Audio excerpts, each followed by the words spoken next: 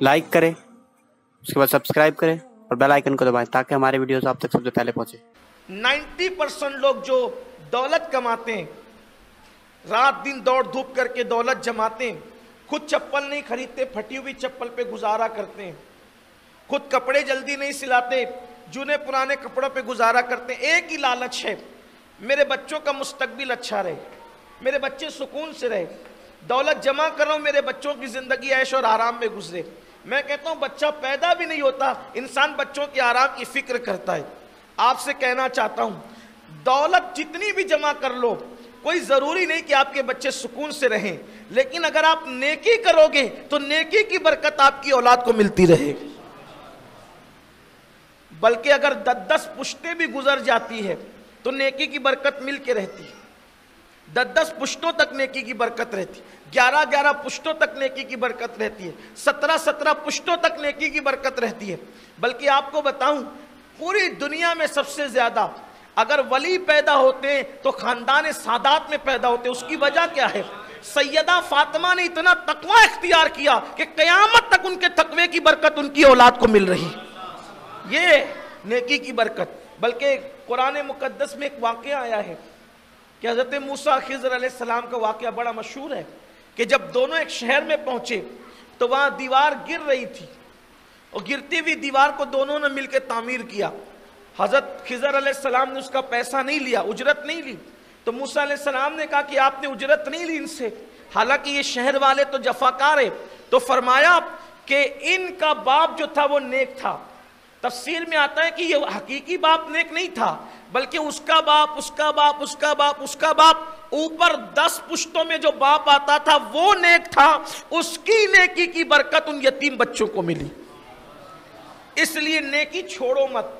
अगर अपने खानदान को, खुद को, अपनी औलाद को अगर खुश देखना चाहते हो, मुतमईन देखना चाहते हो, उनको परेशानी से महफूज देखना चाहते हो, उनको बलाओं से महफूज देखना चाहते हो, नेकी मत छोड़ो।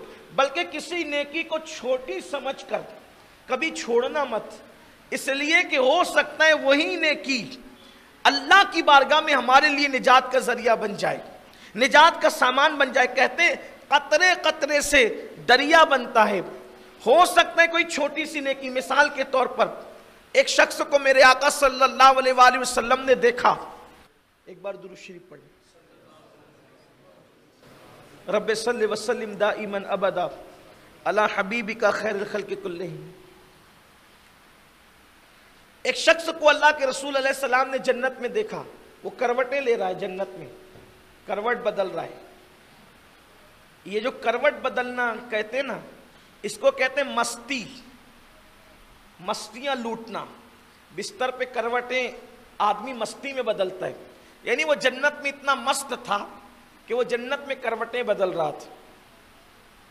हम लोग भी दुआ करते हैं ना कि अल्लाह करवट करवट जन्नत नसीब फरमाए, करवट करवट रहमतें नसीब फरमाए, करवट करवट बहारें।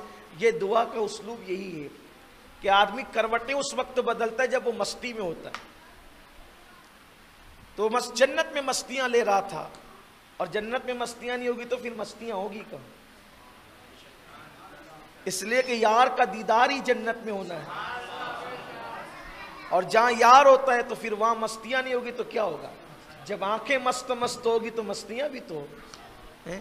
जब पैमाने छलकते हैं और जाम पिए जाते हैं तो आदमी पर मस्ती का खुमार चढ़ता है। तो जब हाथों के जामों में इतनी मस्तियां हैं तो निगाहों के जाम में मस्तियों का आलम क्या हो? तो जन्नत बहुत खूबसूरत है, और बल्कि जन्नत से हम प्यार इसलिए करते हैं कि जन्नत में यार का दीदार होना है।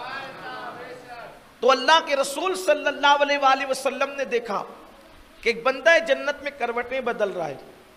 आका अलैहिस्सलाम ने पूछा कि तुझे जन्नत मिली कैसे, तू जन्नत में आया कैसे? उसने कहा कि रास्ते में एक दरख्त था, कांटे का दरख्त, जो लोगों को तकलीफ पहुंचाता था। वो दरख्त को मैंने काट दिया और कांटे हटा दिए, तो रास्ते से कांटेदार दरख्त को हटाने की बरकत से अल्लाह ने मेरे सारे गुनाहों को माफ करके मुझे जन्नत अता फरमा। नेकी कभी छोटी समझकर मत छोड़ो, हर नेकी करो।